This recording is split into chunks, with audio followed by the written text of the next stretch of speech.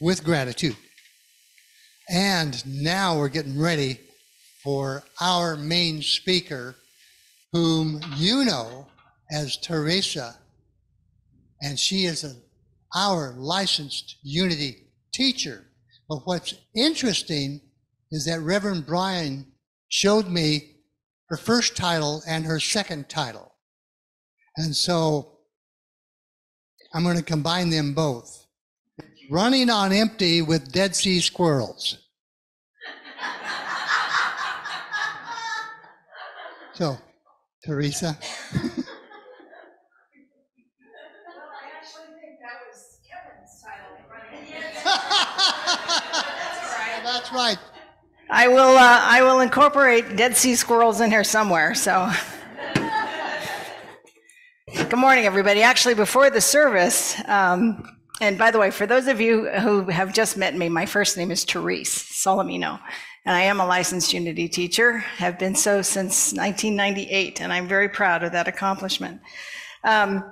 Before the service, Reverend Wayne and I were talking about the fact that he had just moved back to Pismo after being in Cypress Ridge for about 19 years. And I said, oh, that's quite a move. I said, well, then you might find my talk today a little bit relatable, because between February of 1997 and July of 2007, I moved about 19 times. Actually, it was 9 times, but it might as well have been 19 times. We moved from, Pismo to Issaquah, Washington, to Redmond, Washington, back to San Luis Obispo, into a different house in San Luis Obispo, back to Redmond, Washington, because we didn't learn our lesson the first time about how bad the weather was. From there, we did a complete backlash and said, let's move to Arizona, except here's the tip. You don't move to Phoenix at the end of April, because by the end of May, it's 117 degrees and it cools off to 98 and you're dying through the whole summer. So then by July 5th, we said, we're going back to Pismo. So we moved back to San Luis Obispo. We were there for about 3 years, and then I got a job in the Bay Area. So we moved to San Jose, and after, was it even 6 months in San Jose, I said, you know, this place is too small and it's 2 stories and it's too noisy. And let's go find a place that's single level and in a quiet neighborhood. And so we did. We found a single level house in Sunnyvale, except that, and this is cosmic payback, it was under the glide path to the Air Force Station in, anyway, wherever the hell that was pretty close. So every night, every couple of nights, the cargo planes would come right over our house.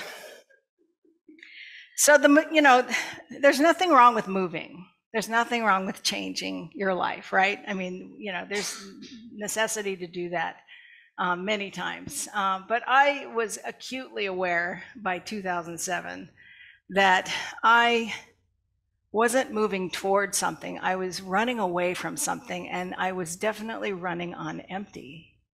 And I had to figure out what that was. I moved up there for my dream job after many years of working in the high-tech field and in various capacities. I got a full-time job as the senior event manager for a business unit at Microsoft, and I love the people, I love the work. It was I love the company. It was, all of that was really great, and yet somehow something just didn't seem quite right, and I thought, well, it's not practical to move again. So let's just sit still and figure out what's going on here. And in the middle of my search, and I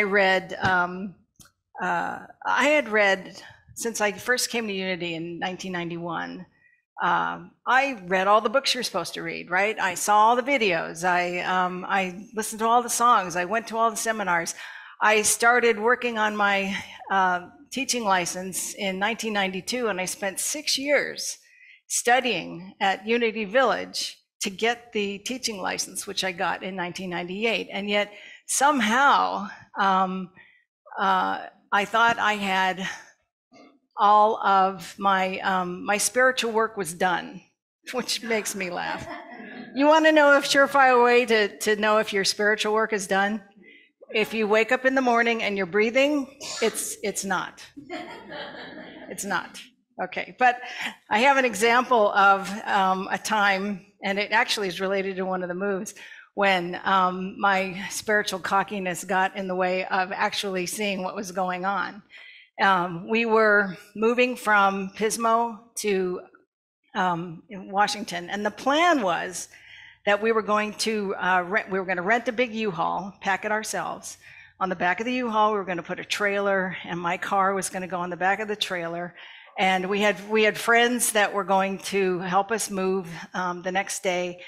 And we were going to get done by noon, and we were going to get a good 8 hours on the road, like halfway to the Seattle area, and get a good night's sleep. And well, at 4 in the afternoon, when we're still packing, and this was in February, so the light, we were aware that it was going to get dark soon.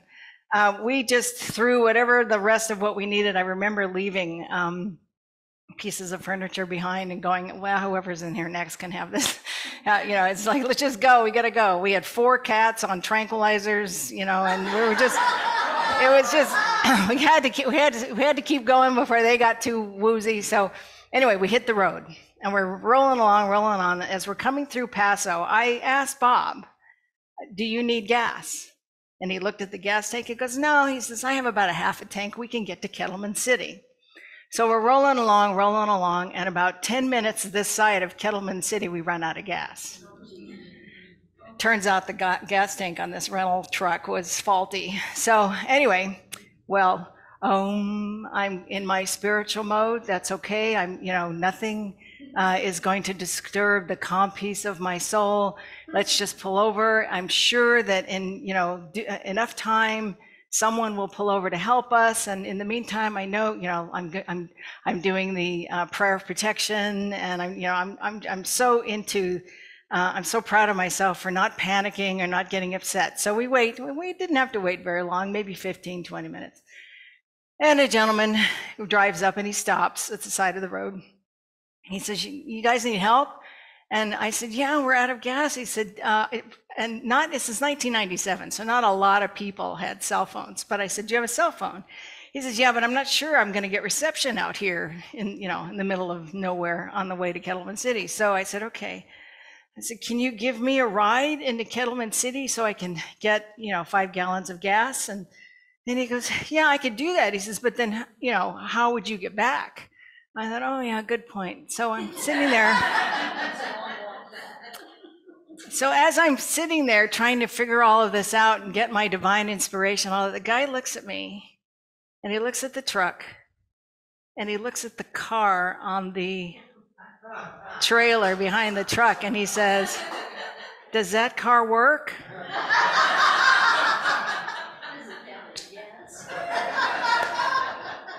And of course, I just filled it up with gas the day before, so I knew it had gas. And I just thought, oh my God. So we backed the car off the trailer. The cats were in the car, so they had a ride into Kettleman City and back, but they didn't care because they were kind of, But anyway, I think of that, and I think every time you think you've got it figured out, Therese, stop and take a look at what's really happening around you. I was so busy being spiritual, I didn't see the solution that was right in front of my face. So anyway, so back to 2007, I was starting to do some perfunctory meditation on, why do I feel this need to keep moving. And strangely enough, it wasn't in meditation. I was just like standing in line at the grocery store, which is when a lot of our inspiration hits us, right? When our minds are clear and we're not really focused on the problem. Again, not focused on the problem. And a lyric from a song that I remembered from a concert I went to in 1994 popped into my head. Now, this concert was from a singer-songwriter named David Roth. And I don't know if you guys are familiar with him. He's actually out of Seattle. But in 1994, he was in San Luis Obispo, and he visited the San Luis Unity Church, and then he was playing at Linnea's in San Luis Obispo. And I loved his his music, and he was very clever in what he wrote, but a line from this song popped up, and it was a life changer. I definitely needed to hear this at this time. So I'm going to have Chris play the song. Now it's on YouTube, but there's no video. So don't worry about whether you can see the screen or not. Just listen to the words of this song. And anytime you're ready, Chris. A little higher.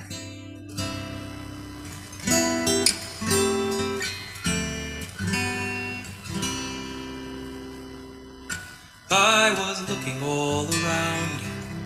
I was asking everyone I found, do you know the meaning of the mysteries of life and love? But I was getting nowhere fast. My overview was overcast. I picked up every book I could. I did the things I thought I should. I was looking out for number one, looking out for number one. I thought that's how the world was run, was looking out for number one. But something didn't feel quite right. The more I looked, the less I liked. I networked, channeled, searched and such. I tried so hard to get in touch. And then one day out of the blue, my inner voice came calling through. You have the answer in your heart. Try looking in, that's where you start. Looking in for number one, looking in for number one. Looking out is not much fun. Try looking in for number one. Oh, I used to jump to my conclusions. Now I'm taking leaps of faith, getting all my answers questioned. Looking in and seeing straight. Oh, now I have the master plan for finding out just who I am. It's not so much what others see, it's how I look inside of me. Opening up to change and chances, take retreats and make advances. Following your own guru, just spell it out, G-U-R. Looking in for number one, looking in for number one. Looking out is not much fun. I'm looking in for number one. Looking in for number one. Looking in for number one. Looking out is not much fun. I'm looking in for number one. I'm looking in. I've just begun. I'm looking in. I'm looking in. I'm looking in for number one. Nice. The line that popped into my head was getting all my answers questioned. And I thought, you know what? We ask ourselves questions and we get answers, or we give answers. But I don't think we go deep enough. When I was in, we had a women's group, and one of the senior members, and I'll call her the elder. She could have been 20 and she would have been the elder. There was just something about her, but she happened to be 70. And her name was Norma Spry. And Norma would, you remember Norma? She would let a newcomer talk. Now, this was a safe, friendly place. I mean, she was never hostile about the way she did this, but she would let a newcomer talk, and they'd go on and on and on about what's happening in her life. And eventually she'd lean over and she'd go, well, what do you want? And it would stop these people in their tracks, and they'd go, wow, forget all of this. What do I want? But I realized that what do I want was not enough, because I would say, well, I want a new house, right? I want to move. But why do you want to move? What is moving going to do for you? Okay, I want to lose weight. Why? What does losing weight represent to you? You know, what will you get from buying a new car that you don't already have? And so I started really thinking about the motivation behind, well, I'm not, you know, I feel restless, but what is it? What is it that you know, and I got an answer. Would you like to know what it was? And by the way, this is one of many references, I'm sure, in my talks, but I remember City Slickers, you know, the movie City Slickers, and Jack Palance tells Billy Crystal the answer to life is just one thing, and then he dies and he never tells you what the one thing is. At the end of the movie, Billy Crystal says, I got my answer, and the whole point is my answer is not going to be your answer. So I'll tell you what my answer was, and you guys might have come up with a completely different answer. I realized that after my mother died, her death and her illness was devastating enough. She was diagnosed with lung cancer in May, and she was dead by January. And it was hard. I lived a block away from her, and I got the brunt of taking care of her, looking after her, and I didn't mind any of that. That wasn't the part I was having trouble with. What I was having trouble with was the aftermath and the grief that had overwhelmed me. And I thought, and maybe, you know, this is a message we get for society, that, you know, you get a month, couple months to grieve, and then you should be over it. You should be over it, move on. Well, I wasn't over it, and I didn't move on that quickly, and I didn't know what was happening. And, you know, I was going along that year, and I found myself just like acting out at work. I would take off for lunch, and I'd be gone for like 2 or 3 hours, and, you know, or I was at a meeting one time, and in the middle of the meeting, I broke out in tears, and God bless my manager. His name is Bob Kimball. I don't think there's any relationship. But he called me into his office. He said, Therese, what's going on with you? And I said, I don't know. I really didn't know. And my solution, which continues on with the reason why, was that on a Wednesday, a friend of mine and I decided we were going to go to Europe for 6 weeks. And on Thursday, I gave notice. Friday was my last day, and Saturday we were on the airplane. And I just walked away, and I spent 6 weeks in Europe just kind of coming and going, and we didn't have any plans, and that was exactly what I needed at that point. But then I came back, and it was like, oh God, I just blew up my career and, you know, burned a few bridges. And anyway, in February of 1997, I was contacted by a woman I worked with in that company. She was someone I had hired. And she said, Therese, we're doing these events up here at Microsoft. She was now working at Microsoft. And she said, I want to hire you to help me out, but you're not going to fall apart in the middle of the thing, are you? I hadn't thought of it in 7 years. I hadn't thought of that in 7 years. And her question, just the fact that she asked me, triggered a lot of the stuff that started me with, I gotta run away from the guilt.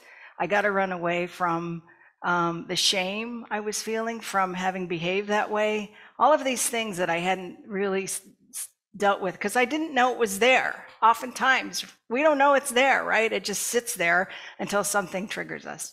So I promised her I wasn't going to fall apart in the middle of the event, and she hired me, and it led me to a fantastic career that I have now. But anyway, once I figured out that that's what I was running from, I decided that the only thing I could do, I could do what they do in the 12-step programs and maybe try to make amends to everybody I had hurt in that time period. But the only thing I could do was forgive myself. I needed to be forgiving of myself. Because I always talk about love and forgiveness and kindness and compassion, but the one person I never forgave was myself because I didn't know how to handle that at that time. Once I did that, I started filling up with a lot more joy, a lot more satisfaction, a lot more love, a lot more of being present. And it was fantastic. Everything was great. And then I got laid off in 2009. My impulse wasn't to move. In fact, my impulse was to take a lesson from another cultural reference, which is the West Wing. In the West Wing, whenever President Bartlett was done with an issue or done discussing something or done and ready to move on, he'd say, "What's next?" So I started doing that. Anytime something devastating would happen in my life, I'd go, but I added, oh, that was interesting, because I wanted to acknowledge that something happened, but I wanted to move on. So it became, oh, that's interesting. What's next? Well, what was next was a couple of years later, Microsoft rehired me, and they said, this job is remote. You can live anywhere you want to. And I thought, where do I want to go to, not run away from? And I came back to Pismo Beach in June of 2012. And you know what life was like after I had this revelation and I moved back? It still sucked. It still sucked. A few weeks after we moved back, my cat ran away. She was probably eaten by the coyotes behind our house. A few months after that, our house was broken into and all my stuff was stolen, our jewelry, and each time, wow, that was interesting. What's next? A month after that, I was diagnosed with cancer. A month after that, I had surgery. A couple months after that, I took radioactive iodine as part of that treatment. And let me tell you, when you take radioactive iodine, it's very interesting. Okay, that was interesting because I didn't know this, but I was radioactive. And about 3 weeks after I took the pill, I got a call from the landfill, Coldwater Canyon. Are you aware that you've been exposed to radiation? Yeah, why? Well, your garbage set off our radiation Geiger counter. Wow.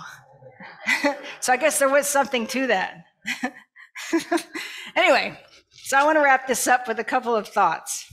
So I told a friend of mine what the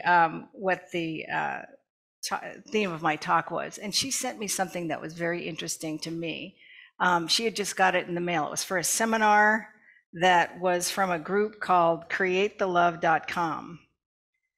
And I'm going to read you part of what was in the email about this seminar.